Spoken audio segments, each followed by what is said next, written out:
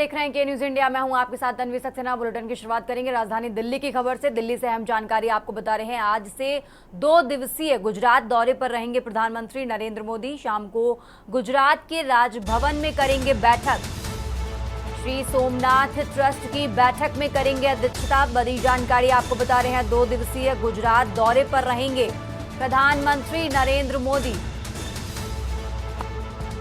आज शाम को राजभवन में करेंगे बैठक। बड़ी जानकारी आपको बता रहे हैं। श्री सोमनाथ ट्रस्ट की बैठक में करेंगे अध्यक्षता।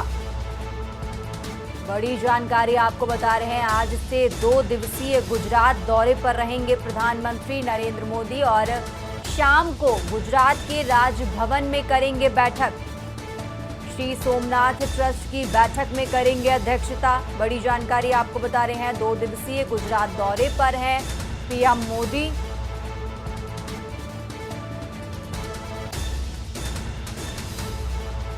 दिल्ली से अहम जानकारी आपको बता रहे हैं, जहां प्रधानमंत्री नरेंद्र मोदी 2 दिवसीय गुजरात दौरे पर हैं। श्री सोमनाथ ट्रस्ट की बैठक में करेंगे अध्यक्षता। 2 दिवसीय गुजरात दौरे पर रहेंगे पीएम मोदी। बड़ी जानकारी आपको बता रहे हैं।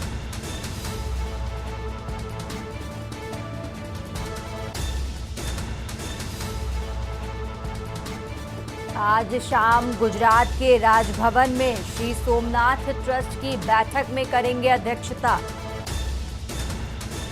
बड़ी जानकारी आपको बता रहे हैं। प्रधानमंत्री नरेंद्र मोदी 2 दिवसीय गुजरात दौरे पर रहेंगे और पीएम मोदी आज शाम गुजरात के राजभवन में श्री सोमनाथ ट्रस्ट की बैठक में करेंगे अध्यक्षता।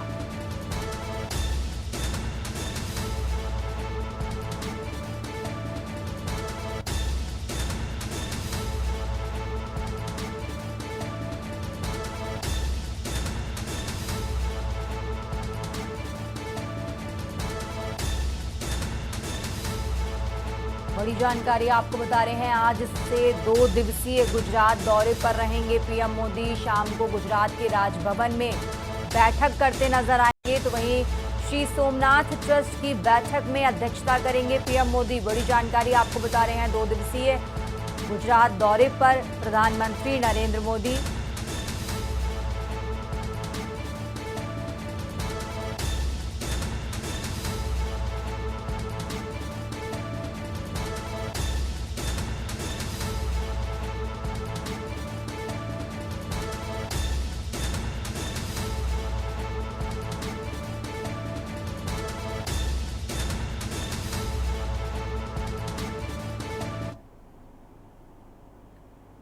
और अब बात कर लेते हैं गोरखपुर की, जहां गोरखपुर में सीएम योगी के गोरखपुर दौरे का आज दूसरा दिन है। सीएम आज सुबह पूजा अर्चना और गौ सेवा करेंगे। उसके बाद सीएम लगाएंगे जनता दर्शन कार्यक्रम।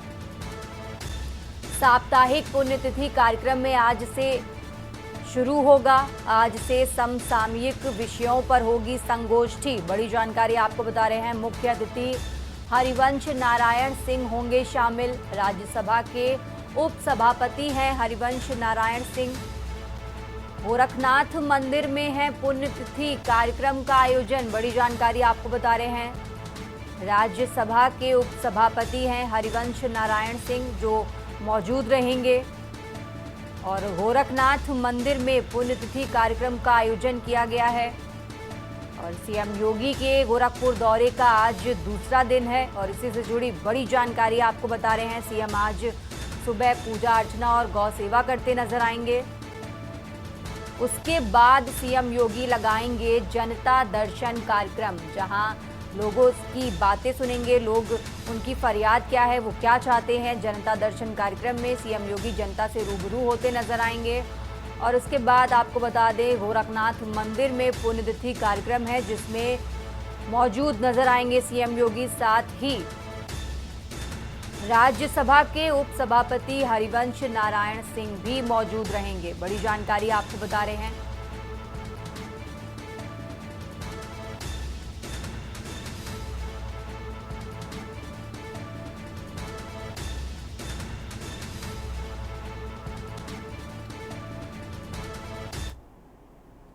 खबरों में आगे बढ़ते हैं। राजधानी लखनऊ से अहम जानकारी आपको बता देते हैं, जहां 12 वफात को लेकर Lucknow police alert. DCP waste ने पुलिस फोर्स के साथ किया पैदल गश्त। एडीसीपी एसीपी चौक के साथ भारी पुलिस बल मौजूद। बड़ी जानकारी आपको बता रहे हैं, वेस्ट जोन में सुरक्षा व्यवस्था के पुख्ता इंतजाम किए गए हैं। सोशल मीडिया पर लखनऊ पुलिस की निगरानी है। माहौल बिगाड़ने वालों पर होगी सख्त कार्रवाई। बड़ी जानकारी आपको बता रहे हैं, जहां माहौल बिगाड़ने वालों पर सख्त कार्रवाई होगी। सोशल मीडिया पर भी लखनऊ पुलिस की पैनी नजर है।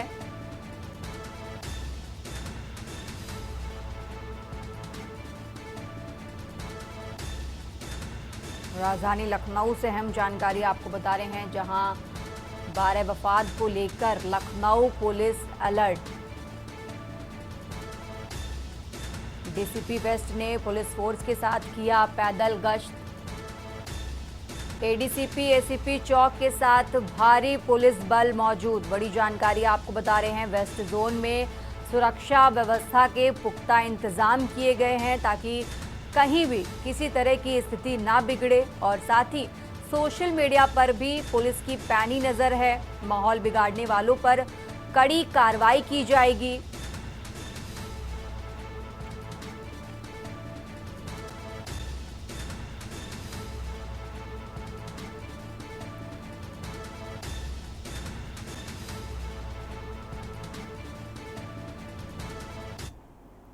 खबरों में आगे बढ़ते हैं। एक और अहम जानकारी आपको बताते हैं, जहां सीएम योगी का आज बहराइच दौरा है। भेड़ियों के हमले में घायल पीड़ितों से मिलेंगे सीएम योगी। आज सीएम योगी गोरखपुर से बहराइच जाएंगे और उसके बाद भेड़ियों के हमलों से जो लोग पीड़ित हुए हैं उनसे और उनके परिवार वालों से मिलते नजर आएंगे। उत्तर प्रदेश के मुख्यमंत्री योगी आदित्यनाथ महसी तहसील में प्रभावितों से मुलाकात करेंगे सीएम योगी और कार्यक्रम में भाग लेने के बाद लखनऊ होंगे रवाना। बड़ी जानकारी आपको बता रहे हैं, आज सीएम योगी गोरखपुर से बहराइच जाएंगे। महसी तहसील में प्रभावितों से मुलाकात करते नजर आएंगे सीएम योगी। इसके बाद कार्यक्रम में भाग लेने के बाद लखनऊ रवाना होंगे योगी आदित्यनाथ। बड़ी जानकारी आपको बता रहे हैं, सीएम योगी का बहराइच दौरा आज है। भेड़ियों के हमले में घायल पीड़ितों से मिलेंगे सीएम। बड़ी जानकारी आपको बता रहे हैं, बहराइच में बीते कई दिनों से भेड़ियों का आतंक लगातार जारी है। अब तक 5 भेड़िए पकड़े जा चुके हैं, लेकिन एक भेड़िया अभी भी पकड़ से बाहर है और अभी तक भेड़ियों के हमले से करीब 11 लोगों की मौत हो चुकी है, जिसमें 9 बच्चे शामिल हैं। और इसी सिलसिले में आज उत्तर प्रदेश के मुख्यमंत्री योगी आदित्यनाथ का बहराइच दौरा है, जहां वो भेड़ियों के हमले से जो पीड़ित हैं ग्रामीण, उनसे बातचीत करते, उनका हालचाल जानते नजर आएंगे। और ज्यादा जानकारी के लिए हमारे साथ और बड़ी जानकारी आपको बता रहे थे, जहां उत्तर प्रदेश के मुख्यमंत्री योगी आदित्यनाथ आज बहराइच जाएंगे।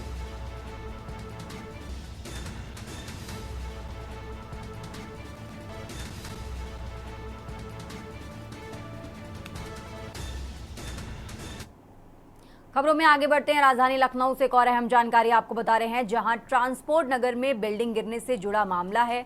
बिल्डिंग का मालिक राकेश सिंघल हुआ अंडरग्राउंड। 7 सितंबर को गिरी थी 3 मंजिला इमारत। बड़ी जानकारी आपको बता दें, कारोबारी समेत 8 की हुई थी मौत और 28 लोग इस मामले में घायल हुए थे। हादसे के बाद से अंडरग्राउंड हुआ बिल्डिंग का मालिक। ट्रांसपोर्ट नगर चौकी इंचार्ज ने दर्ज कराई थी एफआईआर। बिल्डिंग मालिक पर हत्या समेत कई मामले दर्ज। बड़ी जानकारी आपको बता रहे हैं, पुलिस की कई टीमें राकेश सिंघल की तलाश में जुटी। सीएम योगी ने भी पूरे मामले का खुद लिया संज्ञान। बड़ी जानकारी आपको बता रहे हैं, जहां लखनऊ के ट्रांसपोर्ट नगर में एक 3 मंजिला इमारत ढही थी, जिसमें करीब 28 लोगों का रेस्क्यू कर बाहर निकाला गया था और 8 लोगों की जिसमें मौत हो गई थी। बड़ी जानकारी आपको इसी से जुड़ा अपडेट बता रहे हैं, जहां अब बिल्डिंग के मालिक की तलाश में पुलिस की कई टीमें जुटी हैं।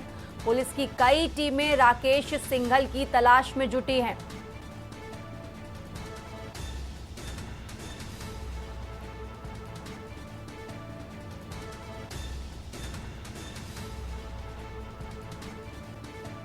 बिल्डिंग का मालिक राकेश सिंघल हुआ अंडरग्राउंड।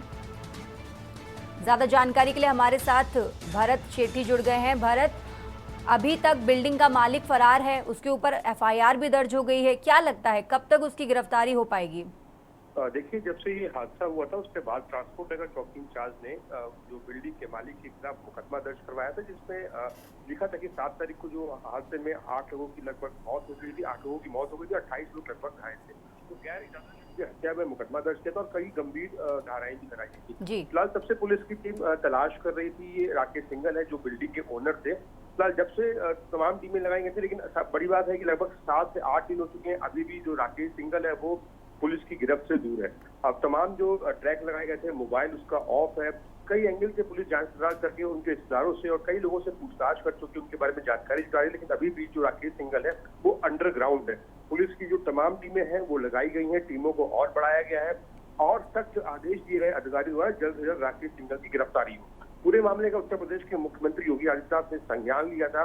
जिन जिनकी मौत हुई थी, तमाम जो लोग जो घायल उनसे मिलने स्वयं गए थे, लेकिन सबसे बड़ी बात है कि 7 से 8 दिन बीत जाने के बाद जो बिल्डिंग का मालिक है वो फरार है। कहीं ना कहीं पुलिस का जो ढीलापन था, जब स्टार्टिंग से पुलिस ने कड़ी कार्रवाई नहीं करी, अब पुलिस हर एंगल से उसको तलाशने की कोशिश कर रही है। मोबाइल उसका ऑफ है, जिस कारण अभी पुलिस की गिरफ्त से दूर है। अब उनकी जो रिश्तेदार है वहां टीमें जाकर जांच पड़ताल कर रही है। जी बिल्कुल भरत, बहुत बहुत शुक्रिया आपका तमाम जानकारी हमारे दर्शकों तक पहुंचाने के लिए। और खबर आपको राजधानी लखनऊ से बता रहे थे, जहां लखनऊ के ट्रांसपोर्ट नगर में एक बिल्डिंग ढही थी, 3 मंजिला इमारत ढही थी, जिसमें करीब 28 लोग रेस्क्यू कर निकाले गए थे और जिसमें 8 लोगों की मौत हो गई थी। बिल्डिंग का मालिक अभी तक फरार है, पुलिस उसको तलाशने में जुटी है। पुलिस की कई टीमें बिल्डिंग के मालिक को पकड़ने में लगी हुई हैं। बड़ी जानकारी आपको राजधानी लखनऊ से बता रहे हैं।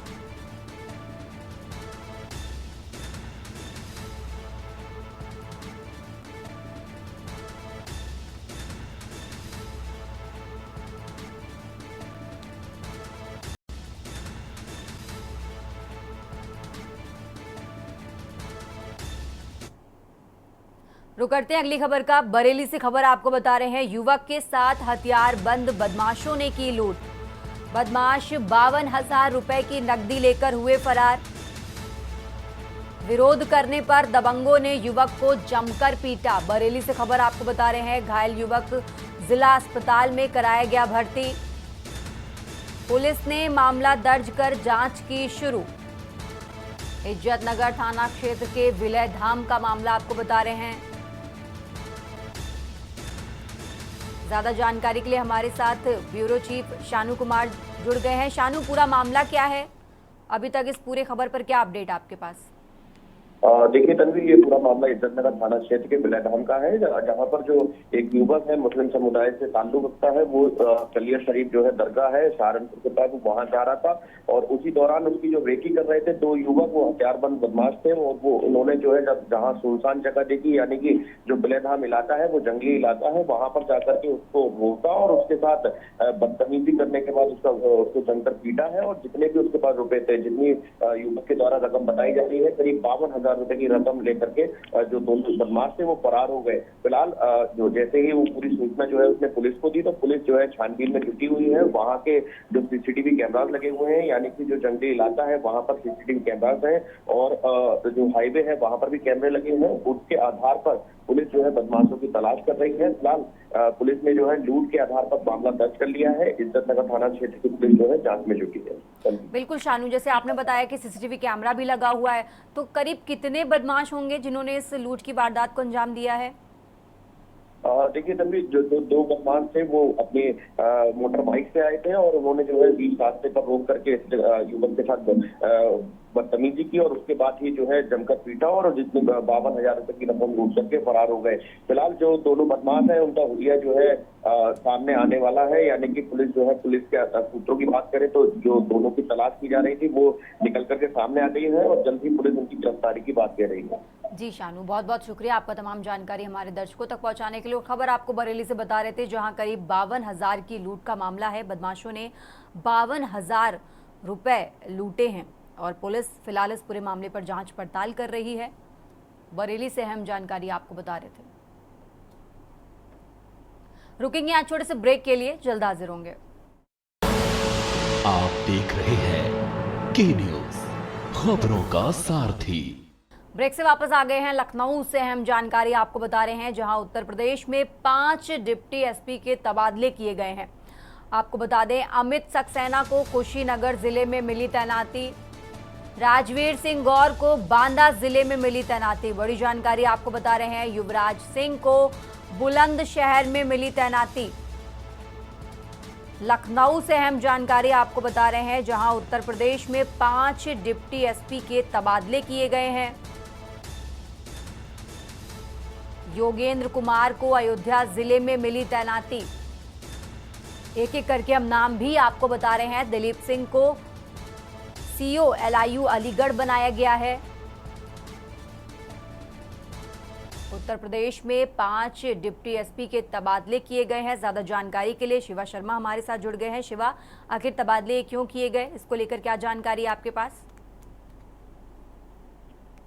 देखिए, लंबे समय से तन्वी ये जो 5 डिप्टी एसपी हैं अपने समय से तैनात थे और इनकी जो उस जिले में जो सेवा काल था उसको भी पूरा होना था और चुनाव से पहले इन सभी लोगों की तैनाती अलग अलग जिलों में की गई है। और पुलिस मुख्यालय की तरफ से कल देर रात ये लिस्ट जारी की गई, जिसमें अमित सक्सेना तो अभी तक लखनऊ के EOW मुख्यालय में तैनात थे, उनको कुशीनगर जनपद में CO के पद पर तैनात किया गया है। उसके बाद राजवीर सिंह गौर जो अभी तक ANTF मुख्यालय पर लखनऊ में तैनात थे, उनको बांदा जिले में तैनात किया गया है। युवराज सिंह जो अयोध्या में डिप्टी एसपी के पद पर सेवाएं दे रहे थे, उनको बुलंदशहर ट्रांसफर किया गया। और योगेंद्र कुमार जो अभी तक साइबर क्राइम सेल लखनऊ मुख्यालय में तैनात थे, उनको अयोध्या जिले में तैनात किया गया। उसके साथ साथ दिलीप सिंह जो अभी तक बुलंदशहर में अपनी सेवाएं दे रहे थे, उनको अलीगढ़ जिले का CO LIU बनाया गया। तो इनकी अपनी जो कार्यप्रणाली है कुछ लोगों की बहुत अच्छी है, उसको देखते देखते दिलीप सिंह, बात की जाए, दिलीप सिंह लंबे समय से लखनऊ में भी तैनात रहे हैं और वो अपनी सेवाएं अलग अलग जिलों में भी दे रहे थे। इसके लिए उन्होंने इंटेलिजेंस यूनिट को मजबूत बनाने के लिए अलीगढ़ में CO LIU बनाया गया है। अयोध्या के जो डिप्टी एसपी रहे युवराज सिंह, उनकी कार्यशैली को लेकर के शासन प्रशासन थोड़ा बहुत नाराज था, इसके अयोध्या से हटा करके उनको बुलंदशहर ट्रांसफर किया गया है। तो ये कल देर रात पुलिस मुख्यालय की तरफ से और खासतौर से ADG प्रशासन की तरफ से ये लिस्ट जारी की गई, जिसमें 5 डिप्टी एसपी अधिकारियों के स्तर के तबादले हुए हैं। जी बिल्कुल शिवा, बहुत बहुत शुक्रिया आपका तमाम जानकारी हमारे दर्शकों तक पहुंचाने के लिए। खबर आपको बता रहे थे, जहां यूपी में 5 डिप्टी एसपी के तबादले किए गए। अमित सक्सेना को कुशीनगर जिले में मिली तैनाती। एक एक करके नाम भी हमने आपको बताया। लखनऊ से अहम जानकारी आपको बता रहे थे, जहां उत्तर प्रदेश में 5 डिप्टी एसपी के तबादले किए गए।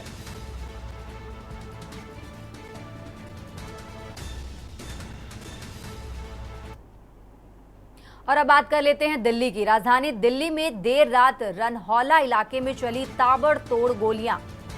अग्रवाल बेकर्स पर लगातार की गई कई राउंड फायरिंग। घटना के वक्त दुकान में कई लोग थे मौजूद। बड़ी जानकारी आपको बता रहे हैं, फायरिंग कर बदमाश मौके से हुए फरार। फायरिंग से इलाके में दहशत का माहौल। पुलिस टीम आसपास के जो CCTV कैमरे हैं उसको खंगालने में जुटी है। दिल्ली से बड़ी जानकारी आपको बता रहे हैं, फायरिंग कर बदमाश मौके से हुए फरार। फायरिंग से इलाके में दहशत का माहौल। पुलिस टीम आसपास के CCTV खंगालने में जुटी। देर रात रनहौला इलाके में चली ताबड़तोड़ गोलियां। दिल्ली से अहम जानकारी आपको बता रहे हैं, अग्रवाल बेकर्स पर लगातार की गई कई राउंड फायरिंग। घटना के वक्त दुकान में कई लोग मौजूद थे।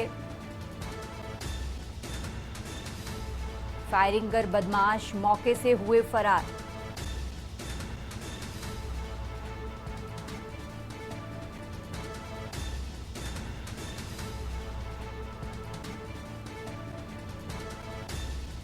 बड़ी जानकारी आपको राजधानी दिल्ली से बता रहे हैं, जहां देर रात फायरिंग की गई, कई राउंड फायरिंग की गई और उस वक्त दुकान में कई लोग मौजूद थे। ज्यादा जानकारी के लिए हमारे साथ अजीत कुमार जुड़ गए हैं। अजीत, फिलहाल अभी की जो स्थिति है वो क्या है, क्योंकि दुकान में कई लोग मौजूद थे, आखिर ये फायरिंग क्यों की गई और किसी तरह की कोई जनहानि तो नहीं हुई? देखिए, बिल्कुल बताना चाहूंगा, शनिवार लगभग रात के तकरीबन 9 से 9:30 बजे के आसपास का पूरा घटना है और कुछ हथियारबंद बदमाश आए थे जो रनगोला थाना इलाके के सेंट्रल पार्क इलाका लगता है, जहां पर अग्रवाल बेकर्स के नाम पर ये दुकान है। उस समय ये जो शॉप है ये खुली हुई थी और शॉप में कई लोग, उस समय जो दुकान के जो लोग हैं वो मौजूद थे और तभी अचानक से हथियारबंद बदमाश आते हैं और लगातार फायरिंग की जो घटना है वो शुरू कर देते हैं। हालांकि उस समय जो दुकान में बैठे थे उनसे किसी के भी जनहानि नहीं हुई, इसलिए कहा जा सकता है कि, लेकिन लोगों में कहीं ना कहीं दहशत का माहौल जरूर बन गया, जिसके बाद पुलिस को सूचना दी गई।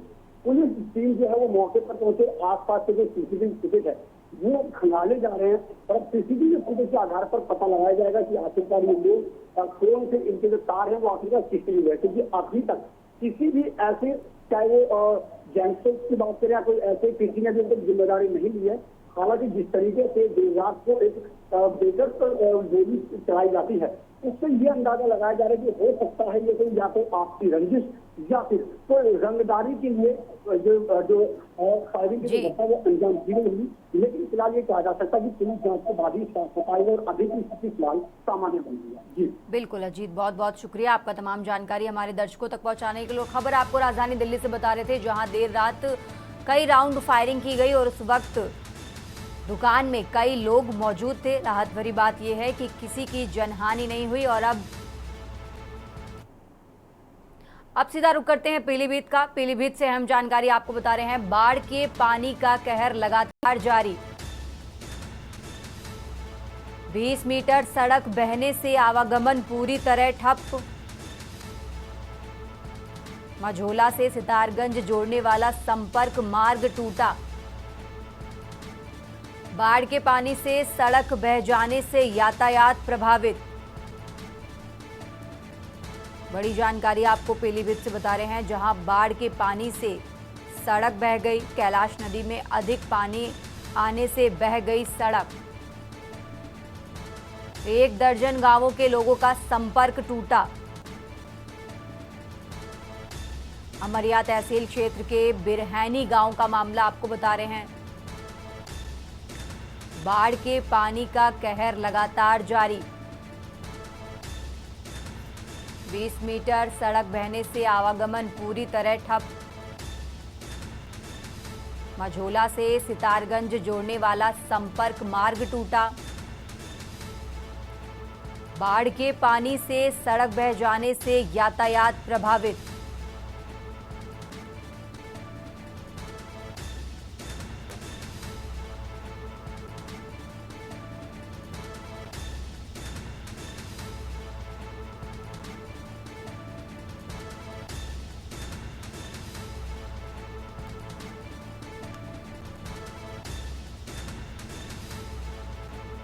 पीलीभीत से खबर आपको बता रहे हैं, जहां बाढ़ के पानी का कहर लगातार जारी।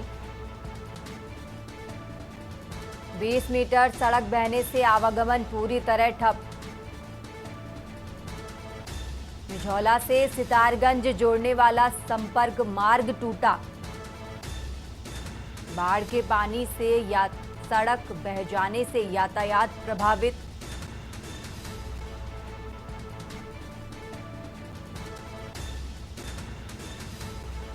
कैलाश नदी में ज्यादा पानी आने से बह गई सड़क। पीलीभीत से खबर आपको बता रहे हैं, करीब 1 दर्जन गांवों के लोगों का संपर्क टूटा। बढ़ते हैं आगे खबरों में और अब बात करते हैं बरेली की। बरेली से हम जानकारी आपको बता रहे हैं, जहां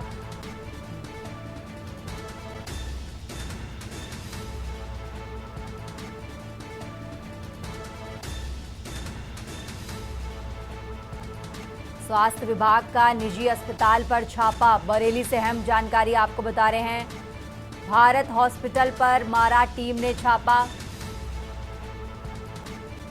टीम के पहुंचते ही अस्पताल संचालक हुआ फरार। जांच करने पर नहीं मिला रजिस्ट्रेशन प्रमाण पत्र। बड़ी जानकारी आपको बता रहे हैं।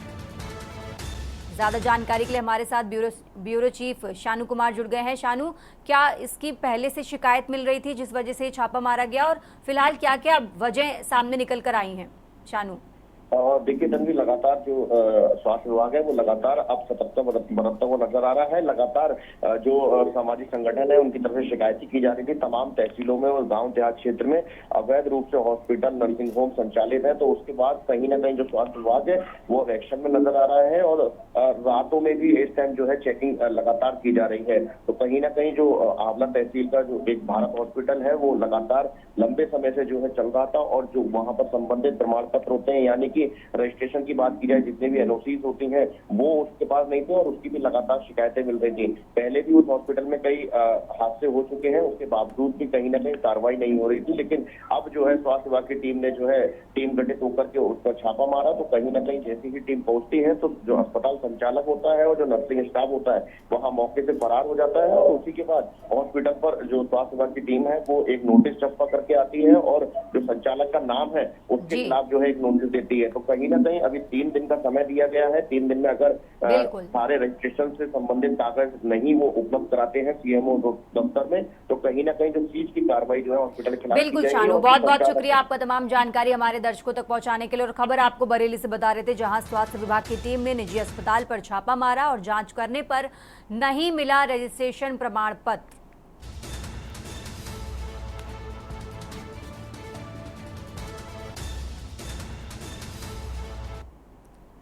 फिलहाल इस बुलेटिन में इतना ही। आप देखते रहिए के न्यूज़ इंडिया।